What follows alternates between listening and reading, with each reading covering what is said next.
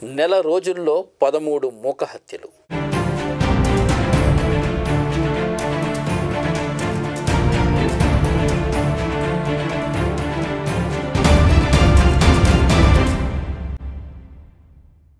మన దేశంలో వరుసగా మూక హత్యలు జరుగుతున్నాయి.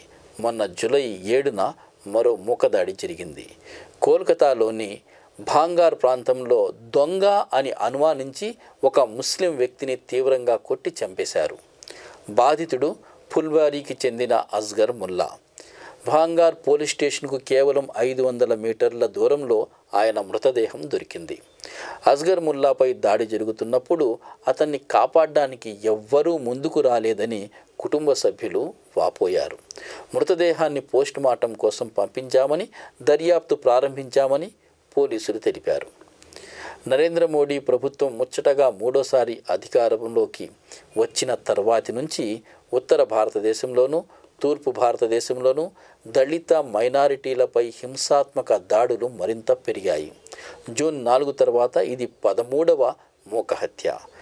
ఛత్తీస్గఢ్లో 4, పశ్చిమ బెంగాల్లో 5, ఉత్తరప్రదేశ్లో 2, గుజరాత్లో 1, జార్ఖండ్లో 1 మూక హత్యలు జరిగాయి.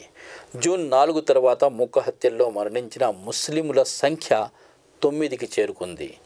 ఒక క్రిస్టియన్ మహిళ, 3 దళితులు కూడా ఈ మూకదాడుల్లో మరణించారు. పశ్చిమ బెంగాల్లో 2 వారాల్లో 15 కంటే ఎక్కువ మూకదాడులు జరిగాయి. ఇందులో 5 మరణించారు. చాలా సందర్భాల్లో ఇవి కేవలం పుకార్లుగా కొట్టివేయడం జరుగుతుందని బాధితుల కుటుంబ సభ్యులు, బంధువులు ఆరోపించారు. మరణించిన వారంతా ఆర్థికంగా, సామాజికంగా వెనుకబడ్డ సమూహాలకు చెందినవారు. ఈ సంఘటనల్లో 60 మందికి పైగా నిందితులను అరెస్టు చేయడం జరిగింది. మమతా బెనర్జీ ప్రభుత్వం మూక హత్యల్లో మరణించిన వారి కుటుంబాలకు 2 లక్షల రూపాయల పరిహారం ప్రకటించింది.